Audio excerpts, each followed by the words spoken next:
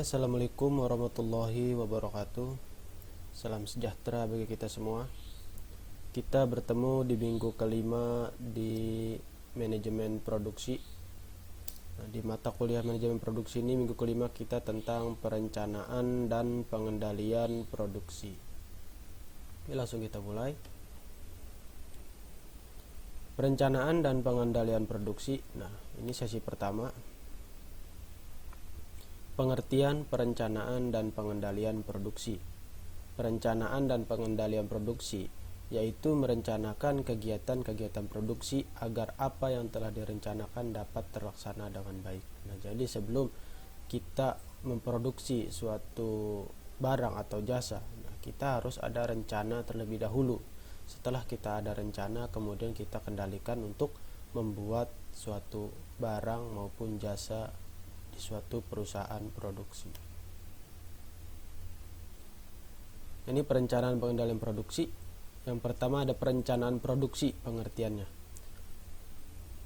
adalah aktivitas untuk menetapkan produk yang diproduksi, jumlah yang dibutuhkan, kapan produk tersebut harus selesai, dan sumber-sumber yang dibutuhkan.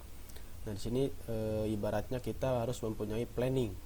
Produksi kita bulan ini harus berapa, hari ini kita produksi harus berapa. Nah, jadi perencanaannya di sini harus jelas. Kemudian di sini yang kedua adanya pengendalian produksi. Pengendalian produksi merupakan aktivitas yang menetapkan kemampuan sumber-sumber yang digunakan dalam memenuhi rencana, kemampuan produksi berjalan sesuai rencana, melakukan perbaikan rencana. Nah, jadi di sini adanya internal control, pengendalian terhadap diri kita, terhadap perusahaan besar. Di sini untuk misalnya rencana produksi di bulan Agustus ini misalnya 1000 piece tapi tidak jadi 1000 piece, hanya mencapai 800 piece. Jadi di sini rencananya mungkin akan direvisi lagi. Kenapa tidak nyampe 1000 piece? Kenapa barang ini banyak yang reject contohnya. Nah, jadi di dalam perencanaan, setelah kita ada rencana, setelah kita membuat suatu produk, harus dikendalikan juga. Oke, kita lanjut. Ini tujuan utamanya, di sini ada 7.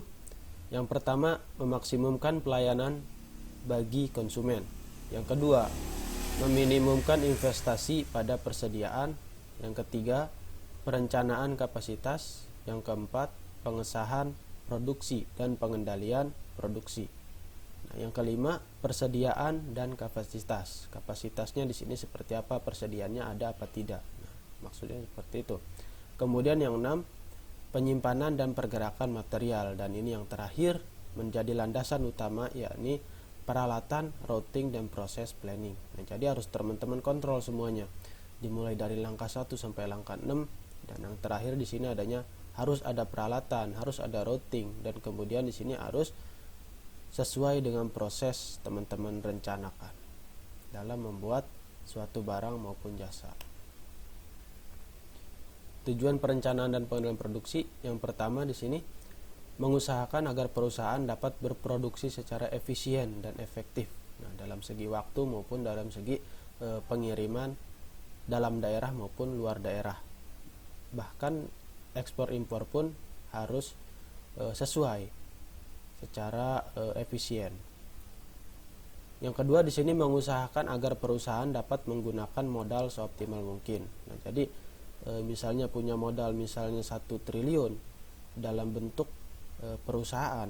Nah, jadi harus dikendalikan, harus optimal mungkin. Nah, jadi modal ini larinya kemana, keuntungannya, profitnya dalam perusahaan ini seberapa. Nah, itu untuk tujuan perencanaan dan pengendalian produksi. Yang ketiga, mengusahakan agar pabrik dapat menguasai pasar yang luas.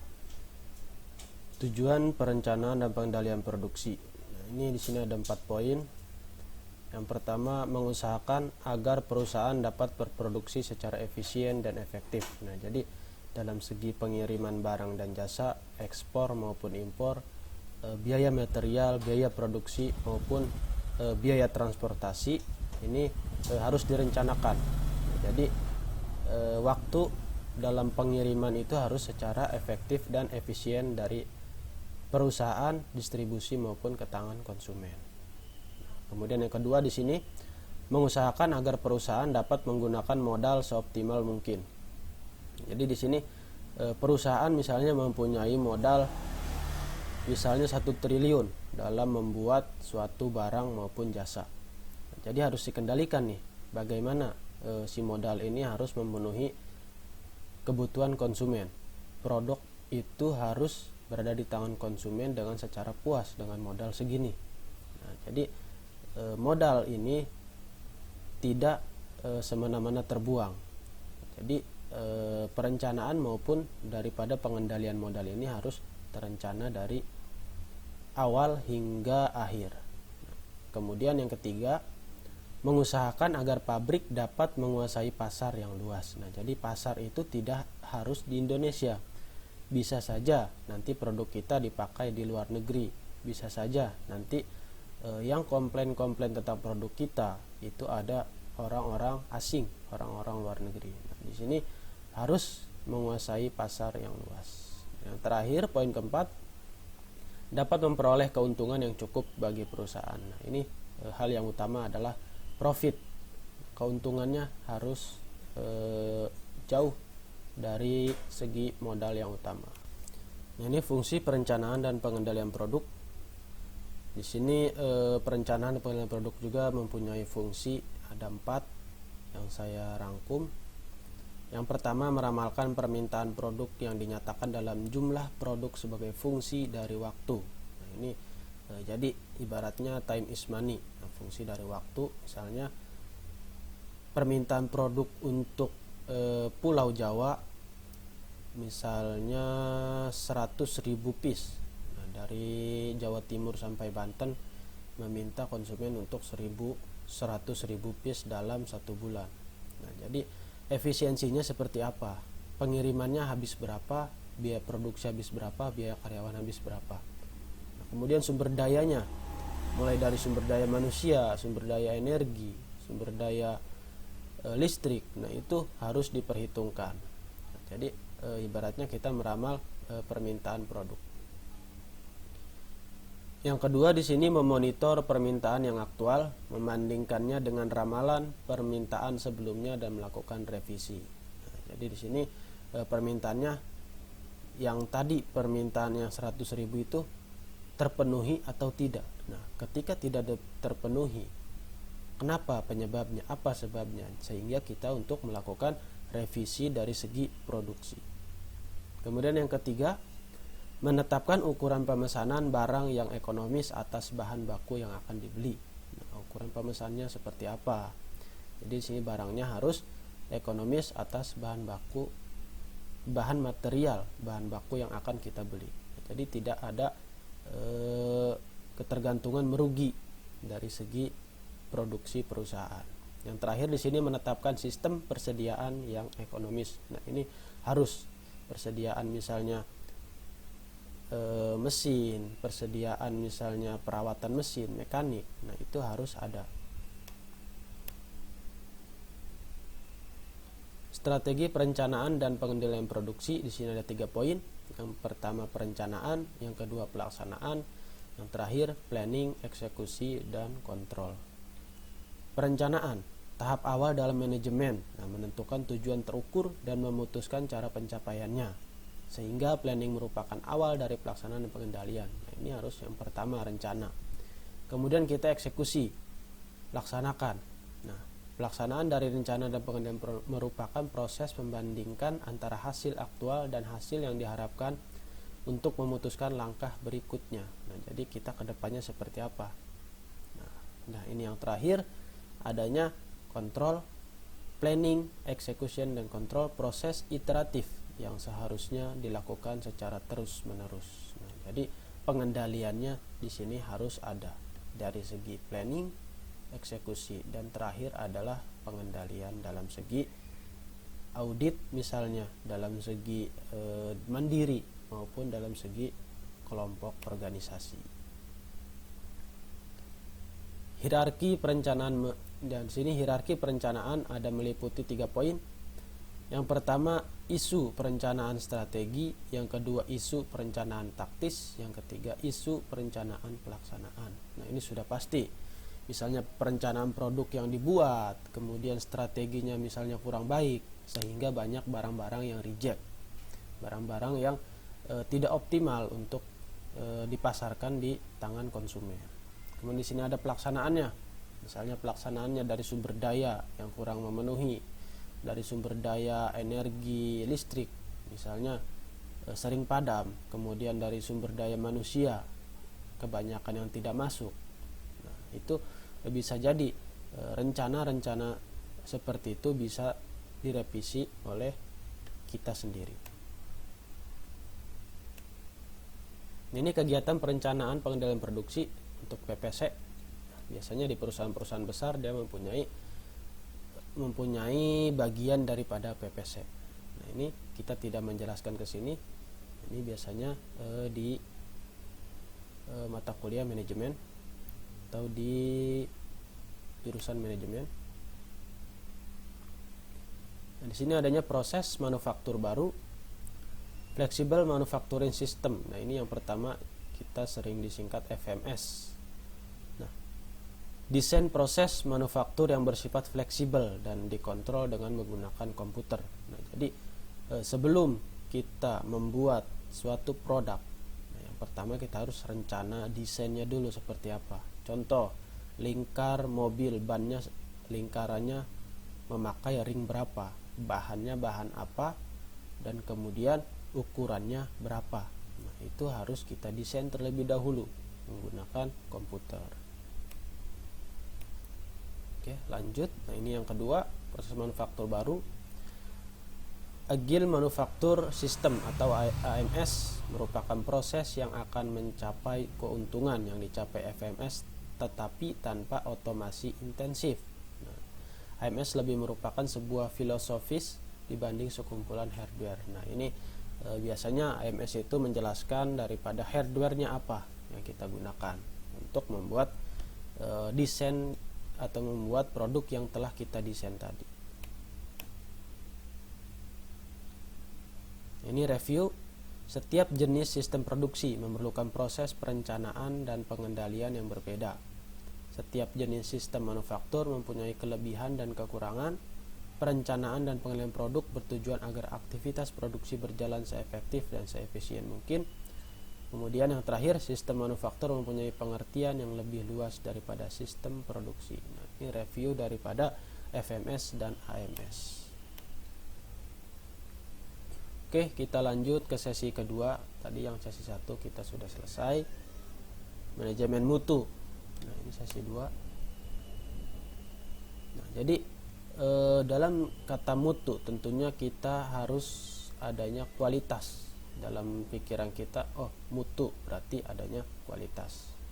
Ini pengertian mutu dari sumber-sumber. Nah, ini jadi dari juran yang pertama, mutu adalah kecocokan penggunaan produk untuk memenuhi kebutuhan dan kepuasan pelanggan. Nah, ini yang kedua adanya Crosby. Mutu adalah conformance to requirement, yaitu sesuai dengan yang disyaratkan atau distandarkan. Standar mutu meliputi bahan baku, proses, dan produk jadi. Nah, ini yang terakhir menurut Deming, mutu adalah kesesuaian dengan kebutuhan pasar maupun konsumen. Nah, ini manajemen mutu. Aspek-aspek dari fungsi manajemen keseluruhan yang menetapkan dan menjalankan kebijakan mutu suatu perusahaan maupun organisasi. Nah, jadi ini pentingnya manajemen mutu dari perusahaan-perusahaan besar untuk suatu produk maupun jasa. Nah, ini dimensi mutu. Di sini adanya untuk kecocokan pengguna. Di sini ada kualitas rancangan, ada kualitas kesesuaian, ada ketersediaan. Kemudian di sini ada bidang pelayanan. Nah, ini sumbernya dari Schroeder tahun 1993 halaman 94. Sini misalnya kualitas produksi kita, produksi misalnya sepatu. Nah, sepatu kita produksi rancangannya bagus atau tidak, sesuai atau tidak di tangan pengguna. Ketersediaan, contohnya ketersediaannya, mereka memproduksi secara terus-menerus atau tidak, sehingga di distributor ataupun di official store online maupun offline itu ada, selalu ada di pasaran. Nah, bidang pelayanannya seperti apa? Nah, pelayanannya baikkah? Pelayanannya kurang memuaskankah? Atau pelayanannya tidak ramah? Nah, itu bisa jadi. Jadi dimensi mutu. Nah, ini biasanya untuk dimensi mutu adanya ISO, nah, sertifikat ISO untuk suatu perusahaan. Ini peran pemimpin menciptakan budaya organisasi. Ketika teman-teman mungkin bekerja di perusahaan-perusahaan besar, ketika menjadi pemimpin atau menjadi atasan, bahkan menjadi karyawan pun, karyawan bawah misalnya, nah ini harus mempunyai peran pemimpin. Yang pertama, informasi kualitas digunakan untuk perbaikan mutu, bukan untuk menghukum.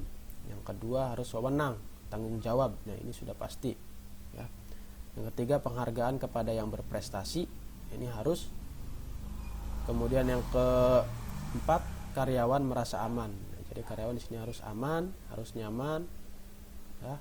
Tidak boleh karyawan itu saya tidak betah di sini. Nah, jadi kenapa mereka tidak betah? Harus dipertanyakan daripada pemimpin perusahaan. Iklim kerja yang fair. Kemudian yang terakhir di sini kompensasi yang layak dan adil. Ini sudah pasti harus memenuhi kompensasi yang berlaku. Ini keuntungan dari penggunaan standar kualitas. Yang pertama, citra positif dari masyarakat dan mengurangi eksploitasi pada pertanggungjawaban. Yang kedua, pendekatan sistematis yang bagus pada pencegahan terhadap polusi melalui minimisasi dampak ekologi pada produk dan aktivitas. Yang ketiga, di sini memenuhi ketentuan yang berlaku dan kesempatan memperoleh keunggulan bersaing. Yang terakhir, mengurangi kebutuhan audit yang bermacam-macam. Nah, biasanya di sini audit biasanya pengen ini. Nah, biasanya ISO kita nanti sertifikasinya bisa dicabut oleh perusahaan ISO. Oke, mungkin itu saja yang dapat saya sampaikan di pertemuan kelima ini.